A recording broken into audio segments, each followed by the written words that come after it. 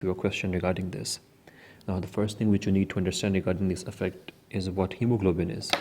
So hemoglobin is basically a tetramer molecule which has 4 globin chains with heme molecules in it. So hemoglobin is basically a carrier protein which carries dissolved gases in blood from one place to another place. So think of hemoglobin as a bus because it literally does that job. It's basically a bus and the passengers are the gases. So right now O2 is sitting inside the bus and CO2 is outside. So for one passenger to get into the bus, the other passenger needs to get off the bus. And that's the entire analogy that you can understand with hemoglobin. That if hemoglobin is occupied by O2, CO2 cannot come inside unless O2 gets outside. And the other way around is true as well. So keep that analogy in mind because it's going to help in understanding the entire concept. One other thing that you need to understand regarding these effects are where they are occurring. They basically occur at organs where there is an active exchange of gases happening. So one organ that comes into mind are the lungs, because lungs are actively respiring and actively breathing. So O2 is coming into the lungs and O2 comes from the lungs into the blood, and the blood releases CO2 which comes into the lungs and goes outside. So the effects are occurring here. One other place where the effect is occurring is in the peripheral tissue, because the peripheral tissue is an actively respiring muscle or any organ of the body for that matter, and it makes CO2 as waste product which goes into the blood, and it takes O2 from the blood for its respiration. So these two are basically the main organs where these effects take place. Now what these effects are, let's get into that. So first of all, Bohr effect. So what Bohr effect necessarily means is an increased amount of CO2 or acidic condition would result in decreased affinity of hemoglobin for oxygen. Now what does this entire thing mean? Increased amount of CO2 is actually interchangeable with increased amount of H plus ions. Why? Let me explain that. Because whenever we say if an area has an increased amount of CO2, we automatically assume that it also has an increased amount of H plus ions and the conditions are acidic. Because CO2, when it combines with water, it forms carbonic acid. Carbonic acid is a weak and a volatile acid. So it quickly dissociates into H plus ions and HCO3 minus ions. That's bicarbonate. While these H plus ions are the main thing which basically give the acidic properties to anything. So that's why we say that CO2 and acidic properties are interchangeable. So whenever you say increase CO2, you automatically assume that the environment is acidic. Now, coming back to the Bohr effect definition, increased amount of CO2 in any area of the body would decrease the affinity of hemoglobin in that area for oxygen. So whatever hemoglobin is present in that area would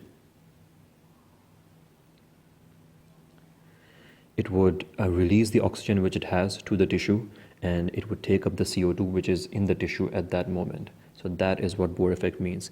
Now where will this effect work? Exactly, it would work in peripheral tissue because that is the place where you have high amounts of CO2 because the muscle is actively respiring and the CO2 is the waste product which it makes. So Bohr effect works here. Since CO2 is increasing, the blood which is coming here, the RBCs and hemoglobin inside this, will have decreased affinity for oxygen. The oxygen will be quickly released from this and the muscle can use the oxygen for its respiration. Now, one really important step 1 tie-in for this entire concept is the oxygen dissociation curve. Now, I would actually advise you guys that if you're studying physiology, basically, you need to understand the graphic relations of it with the graphs, because step 1 likes to question you on graphs, basically. So one important thing that I want you to understand this dissociation curve is the black line is a normal curve. And first, let's go through the curve step by step. The x-axis has partial pressure of oxygen, while the y-axis has the total O2 content. Let's start with the black line. As you start, there is a straight section, and then it gets very marginally steep, and then as you end, it again has a very straight section. And this sigmoid curve, it's called a sigmoid curve because it's in the shape of an S. This is basically due to the cooperativity of the hemoglobin molecule. As I said, hemoglobin is a 4 tetramer. So if one heme is combined with O2, it basically increases the affinity of the other molecules to take up O2, and that gives the sigmoid curve shape. Now, this black one is in normal condition, while this blue one is a right shift in the O2 dissociation curve. And this shift is due to Bohr effect. Now, how has this shift basically helped our body in any way? Why is this Bohr effect so helpful? Let me tell you. You see this green spot? Let's put it as lungs. Because at this green spot, you have a high amount of PO2. This is high.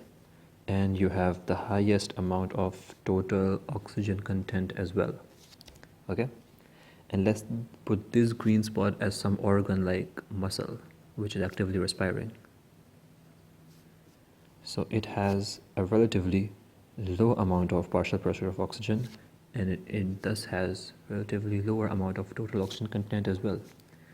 So you see, this difference is actually the amount of O2 which is delivered from lungs to the muscle.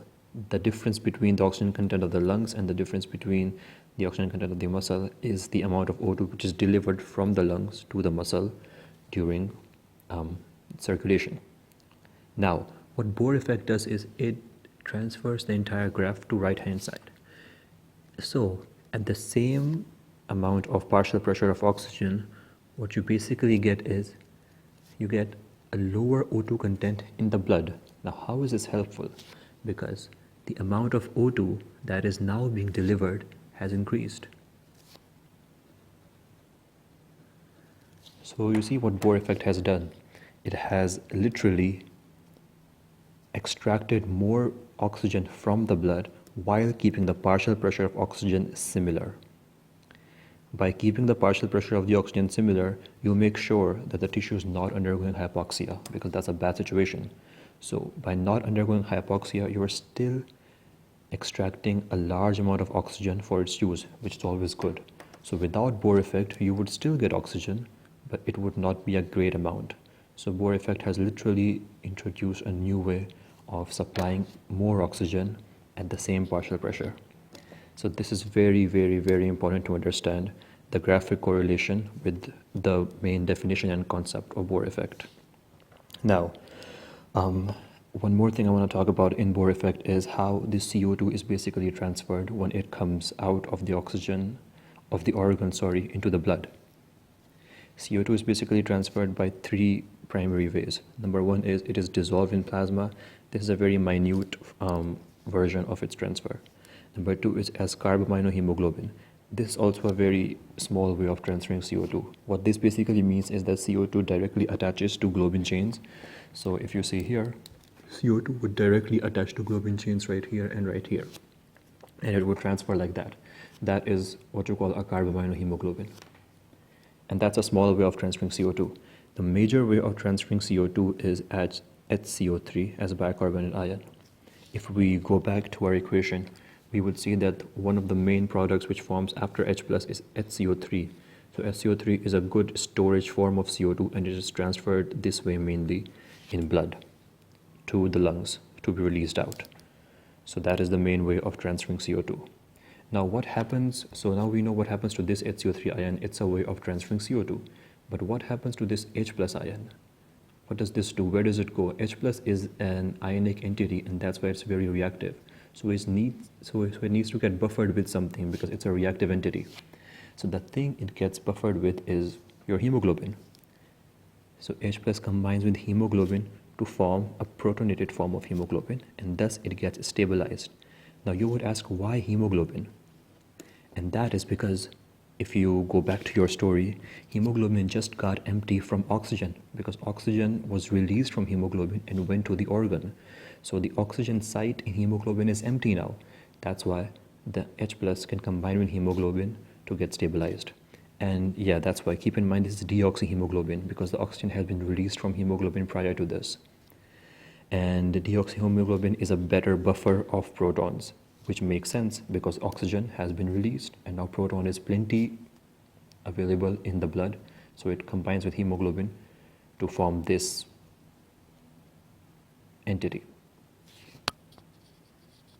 Now, that is basically the entire story of Bohr effect. The main thing that you need to take from this entire story is the correlation of the concept with the graph. If you understand this, if you understand that the graph is moving to right hand side and why this is important, because more O2 can be extracted, then you have pretty much gotten the entire story.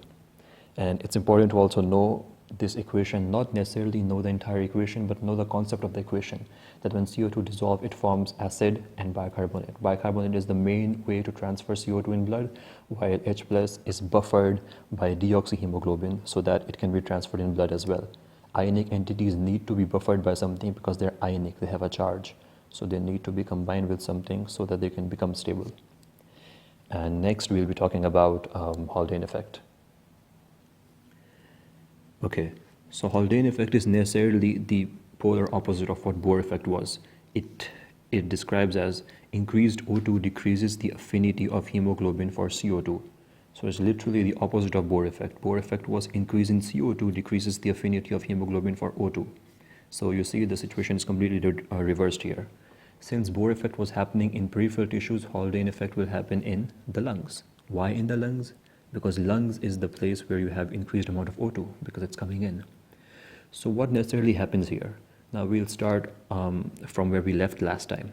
We left that hemoglobin had combined with protons. Right here, hemoglobin had combined with protons because they were being released by the respiring tissue. Now, this hemoglobin needs to get attached to oxygen because oxygen is plentiful in the lungs and they need to get transferred to other body tissues. So hemoglobin releases this proton. This proton combines with bicarbonate ion, which was traveling in plasma, and now the entire reaction goes in the reverse direction. They both combine, forms carbonic acid, forms H2O and CO2. CO2 is expired, H2O is just water. Now, so you see how oxygen has played a role here as well. Increased oxygen decreases the affinity of Hb for CO2. So first thing that happened was Hb got deprotonated and CO2 got released. Now the second thing where this Haldane effect basically comes in is number 2 point right here, which I said. Sum of CO2 is transferred as carb amino hemoglobin, which literally was that hemoglobin had attached CO2 onto itself, onto the globin proteins basically. So if O2 increases as in Haldane effect, the affinity of these globin chains for the CO2 decreases and these CO2 get detached from here and are released or expired or breathed out.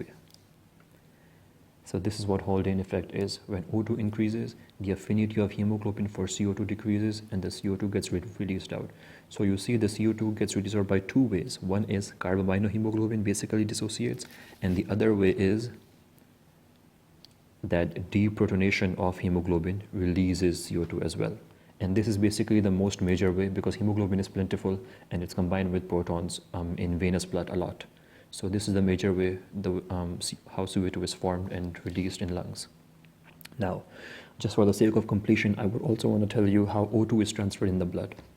A very minute form of it is dissolved in plasma, but the major form of it transfers with hemoglobin attached to it as oxyhemoglobin, while for CO2, the major form was the ionic form as bicarbonate ion. Carbaminohemoglobin was not the major form, but for oxygen, oxyhemoglobin is the major form. So do keep this in mind. And yes, that is all your Haldane effect and your Bohr effect. Good luck, guys. I hope you really understood something from this. And if you have any other question regarding these concepts, do put it in the comments below. Goodbye.